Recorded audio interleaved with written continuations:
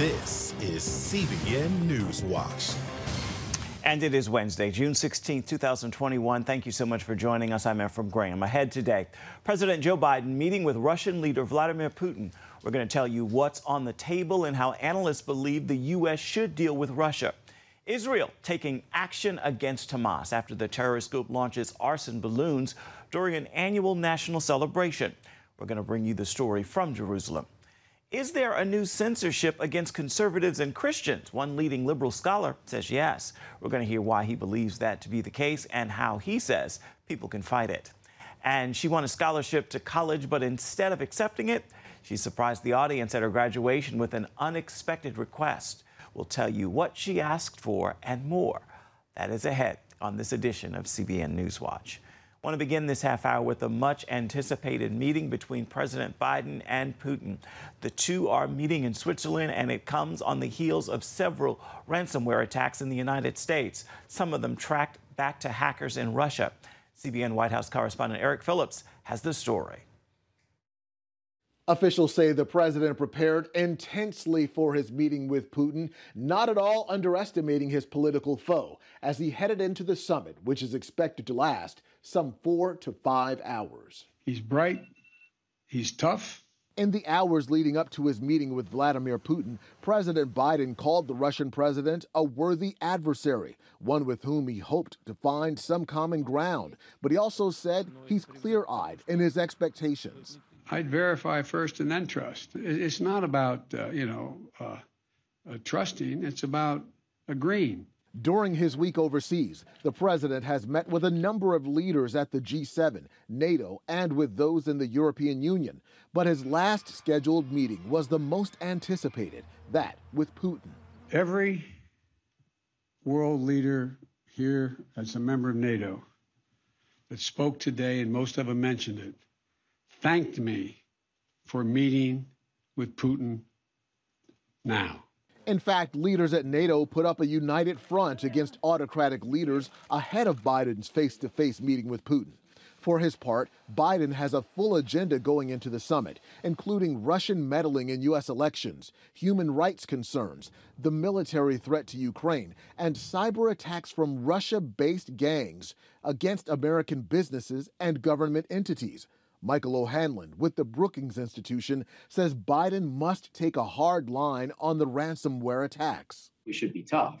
And if the Russians won't take action, then we need to have some kind of a proportionate response in the economic or cyber realm ourselves. I'm not looking for conflict with Russia, but that we will respond if Russia continues its harmful activities. Officials say the meeting began with the two presidents and their secretaries of state, but as it progresses, other senior aides are expected to be brought in. A senior White House official says the administration is not expecting any major announcements from the summit. Both presidents will hold separate press conferences after the meetings to give their impressions of the summit. Eric Phillips, CBN News. Alabama pastor Ed Linton is the new president of the Southern Baptist Convention, the largest Protestant denomination in America.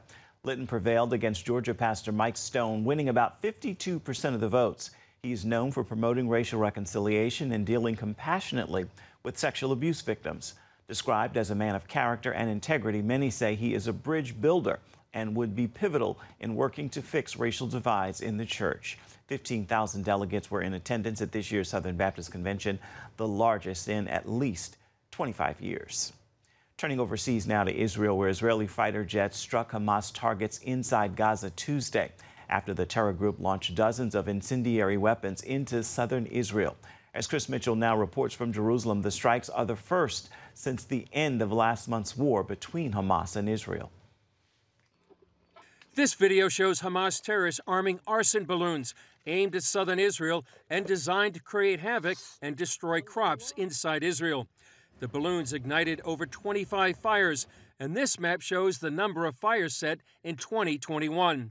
Israel reportedly warned Hamas the situation will escalate if the balloon attacks do not stop. Hamas launched the balloons to protest the annual flag parade in Jerusalem that retraces the steps Israeli paratroopers took to liberate the city in the 1967 Six-Day War. Before the march, Hamas called for a day of rage and warned Israel to stop the event or risk another war. Despite Hamas's threats, the march proceeded, but officials did alter the route so it wouldn't go into the Muslim quarter of the Old City. The largely peaceful march included shouts of "The people of Israel live," but was also marred by shouts of "Death to Arabs." New Israeli Foreign Minister Yair Lapid condemned those comments.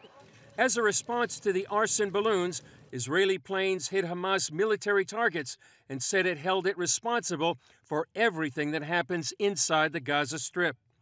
Israel also deployed Iron Dome anti-missile batteries in the south in case Hamas fired more rockets into Israel. Hamas launched more than 4,000 rockets into Israel last month. Chris Mitchell, CBN News, Jerusalem. Here now is a look at some of the other stories we're following for you in the CBN newsroom today. Former President Donald Trump will visit the U.S.-Mexico border later this month at the invitation of the Texas governor, Greg Abbott. President Trump said in a statement that the Biden administration inherited the most secure border in U.S. history and turned it into the worst border crisis in U.S. history. In Washington, Democratic leaders are preparing to go it alone without Republicans on the president's huge infrastructure bill. A bipartisan group of 10 senators came to a deal on nearly $1 trillion in infrastructure spending, but some Democrats don't believe it is enough. And the Senate has passed a bill that would make June 19th, a federal holiday, commemorating the end of slavery in the United States. The bill is expected to easily pass the House and send it to the president for his signature. More and more states are fully reopening, and even as the nation passes 600,000 American lives lost to the virus, cases have plunged. About 61% of Americans have gotten at least one COVID vaccine shot. But the question of where COVID began is still a hot topic. Former Centers for Disease Control Director Robert Redfield told Fox News, although many think the virus came from nature, he believes it came from a lab leak in China, where researchers worked on it.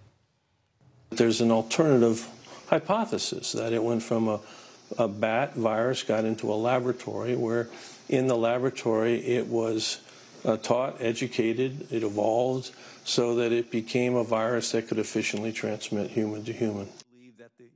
Dr. Anthony Fauci disagreed with Redfield, and Redfield says he's disappointed the scientific community was reluctant to pursue a different hypothesis on the origin of COVID-19. My professional opinion as a virologist is that's the hypothesis that I support. You know, other individuals, Tony Fauci, for example, would say that he prefers to support that it evolved from nature. I think those are the two hypotheses. I guess if I'm disappointed about anything about the early scientific community, is that there seemed to be lack of openness to pursue both hypotheses. Redfield also says mistakes were made early on in treating COVID. A North Korean defector has a warning for the United States. She escaped from her country at age 13. That was in 2007, eventually coming to the United States, where she transferred to the prestigious Columbia University in the Ivy League. But what Yeon-mi Park found there, she says, surprised her. She told Fox News she saw so many similarities with North Korea, she started worrying, including anti-Western sentiment and suffocating political correctness. She worries the future of the U.S. is as bleak as North Korea's. She summed up her experiences saying, even North Korea is not this nuts. North Korea was pretty crazy, but not this crazy. Coming up, is there a new censorship in America targeting conservatives and Christians? One prominent liberal scholar argues the answer is yes. We're going to hear what he has to say when we come back.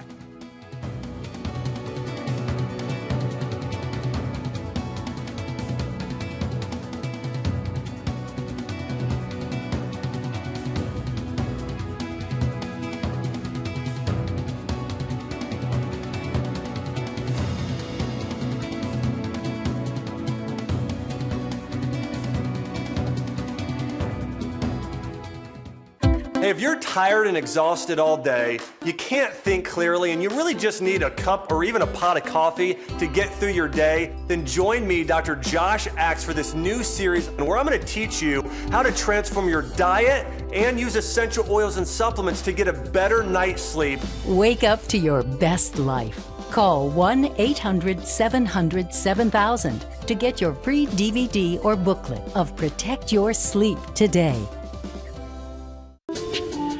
It's about the competition. I kind of put that pressure on myself, and I think people had expectations. It's about overcoming. We use this phrase all the time, keep chopping, keep practicing hard.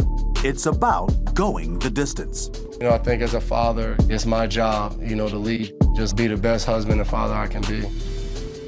Watch Going the Distance with Sean Brown Saturday night at 7:30 on the CBN News Channel. Orphans Promise is committed to loving and serving at-risk children, to helping keep families together, and to creating opportunities for strong and sustainable communities around the world. We're working in over 60 countries around the world, and with your help, we can do even more. There's an old African proverb I love that says, if you want to run fast, run alone. But if you want to run far, run together. At Orphans Promise, we want to run far so we can touch the lives of as many orphaned and vulnerable children as possible. But we don't want to go alone. We're out to change the world, one child, one family, one community at a time. Will you join us?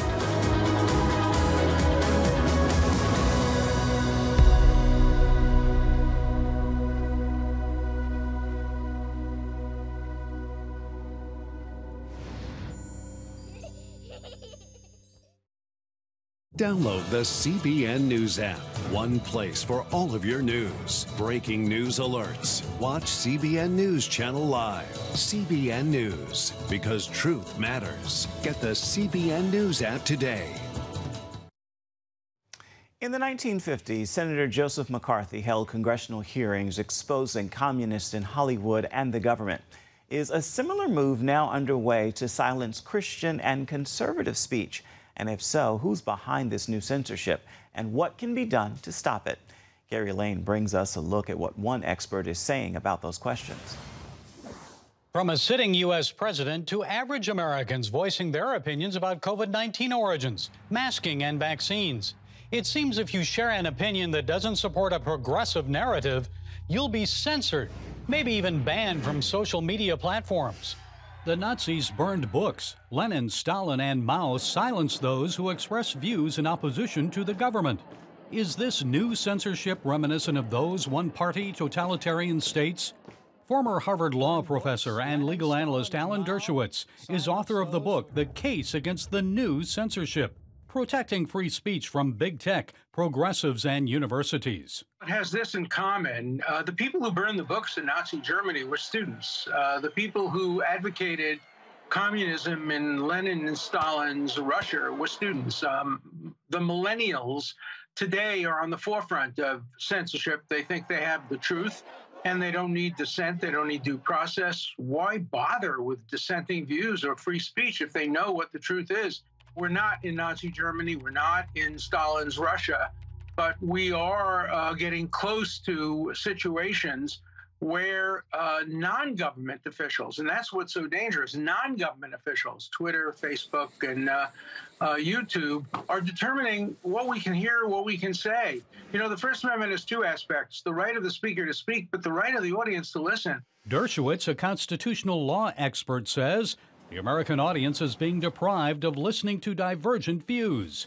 Case in point, says Dershowitz, a debate between him and Congressman Bobby Kennedy Jr. about COVID-19 vaccinations. Kennedy is opposed to COVID-19 vaccinations. Dershowitz supports them. Their video debate was censored by YouTube. Most likely, YouTube took the action because of the anti-vaccination views of Congressman Kennedy. YouTube says it, quote, doesn't allow content that spreads medical misinformation, that contradicts local health authorities or the World Health Organization's medical information about COVID-19. They said vaccination is not a debatable issue. We don't want to hear two sides of it, and we don't want our audience to hear two sides of it. So hundreds of thousands of people were denied the right to hear me and Bobby Kennedy debate this issue. I won the debate by default. I don't want to win the debate by default. I want to win the debate on the merits in the marketplace of ideas. And this new censorship may even influence elections. Last fall, just prior to the presidential vote, the New York Post story about Hunter Biden's laptop and money transfers from China and Ukraine was banned on social media. It was ignored or played down by some members of the mainstream media. So how worrisome is that type of censorship influencing election outcomes by preventing all factual information from being made public? It's very dangerous because it not only prevents that or has interference with that, but on so many other aspects of life, on whether to take a vaccination or not, on other issues. The head of the little town of Brooklyn Center said that he thought that the woman police officer who pulled out her gun instead of her taser and thought she was firing the taser, yelling taser, taser, taser.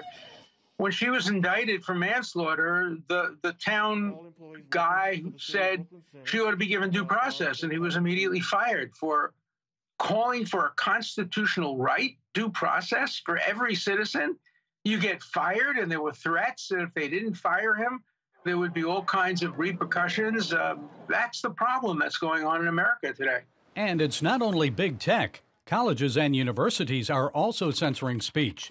Dershowitz says he was dismayed when Harvard University fired one of his former colleagues. Professor Ron Sullivan was the first African-American to ever be made a dean of a Harvard college. He was a great dean, and then he made the, quote, mistake of defending Harvey Weinstein for about a month on constitutional issues.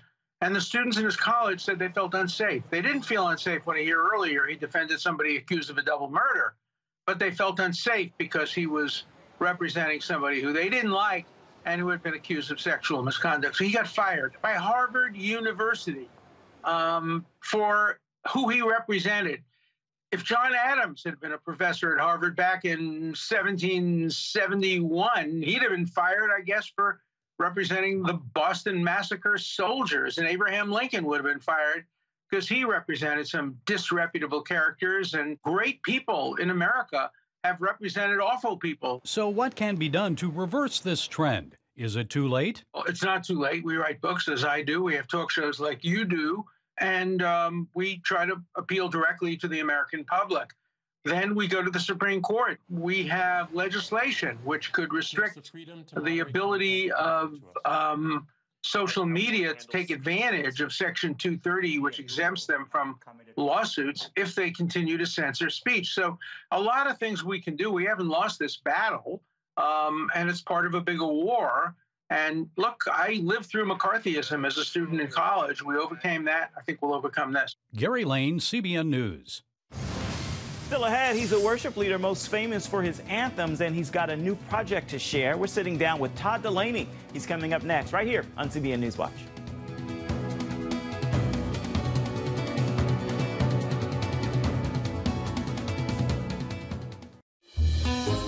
Daddy? Yeah, buddy? How many nickels are in a dollar? There are 20 nickels in a dollar. How do birds fly? Does milk really make my bones stronger? Yeah. Daddy, when we die, will we go to heaven? Do you have the answer to life's biggest question? Call the 700 Club. We'll help you find answers to the important questions life brings your way.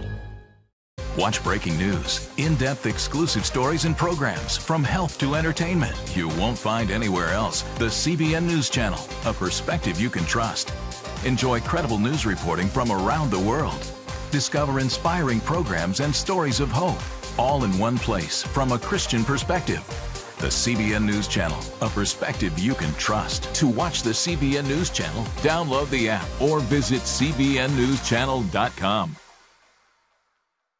Hello, I'm Dr. David Perlmutter, board-certified neurologist and #1 New York Times bestselling author. Wouldn't it be great to boost your energy, eliminate brain fog, and even reverse brain disease? Well, you can, and I'm going to show you how, along with some of the world's most well-respected brain experts, in this DVD, Protect Your Brain. Get Protect Your Brain, a free DVD only from the Christian Broadcasting Network, featuring experts on the cutting edge of neuroscience and brain health. No matter how many times you've failed in the past, you really can do this. In Protect Your Brain, you'll discover simple strategies to keep your brain young and healthy. Improve your memory. Discover the gut-brain connection. In Protect Your Brain. Get your free copy at cbn.com or call 1-800-700-7000. If you want to improve the quality of your life, get the DVD Protect Your Brain and get it today. Todd Delaney is a dynamic worship leader, husband, father, and prolific songwriter, and he has an all-new project inspired spontaneously by the written word of God. Here's a sample as we begin our chat with Todd Delaney. Let's go for it. Come on.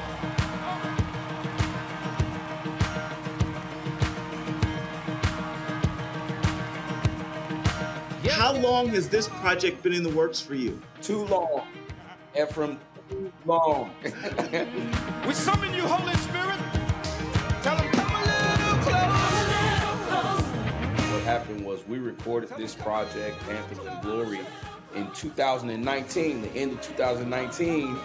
And thinking that we were going to release it at the top of 2020, and then something called a pandemic hit and ruined it for me. And so, but I'm glad that we get a chance now to be encouragement in one of the craziest times in the history of the world. So I think it's right on time, even though I felt like it was too long. Your praises and nothing matters as long as you fill the room.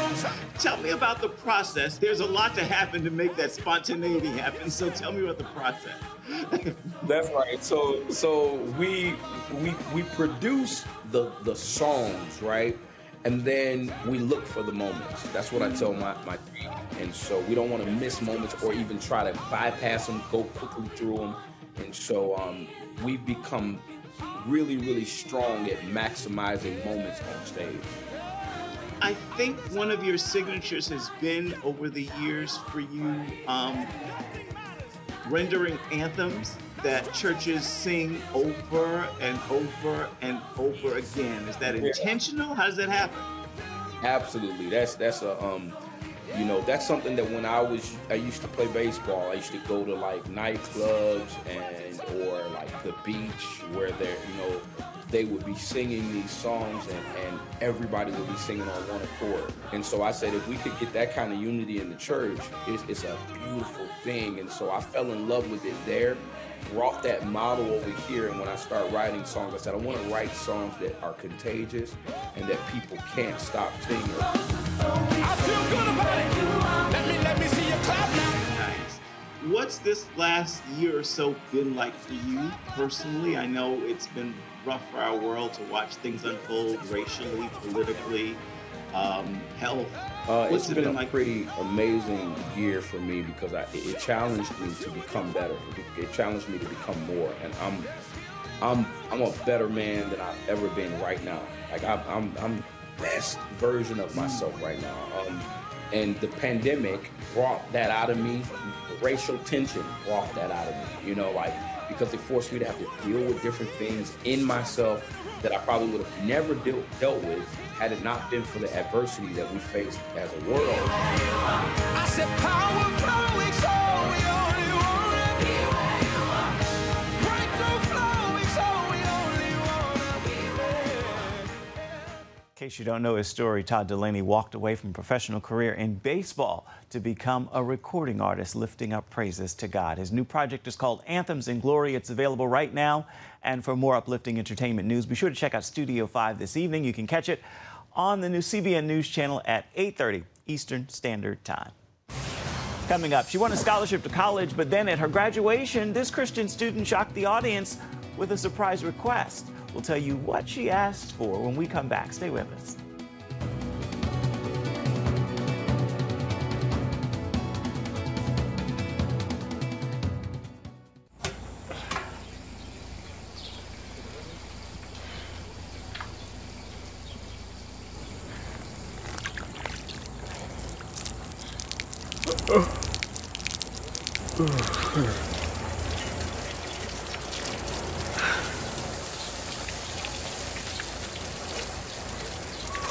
Life is better with a good night's sleep.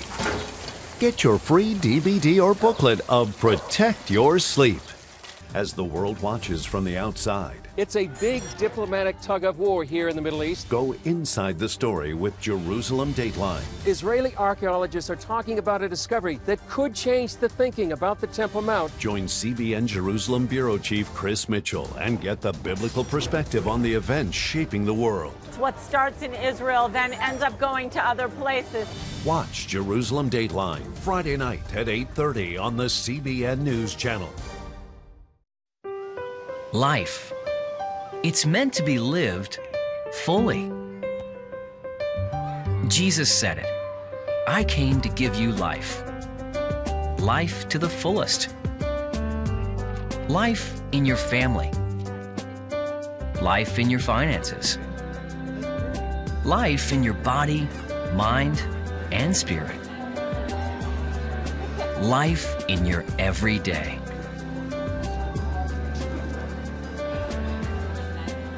At CBN.com, we're taking what Jesus said seriously. We're here to help you discover life. Life. Live it fully. CBN.com.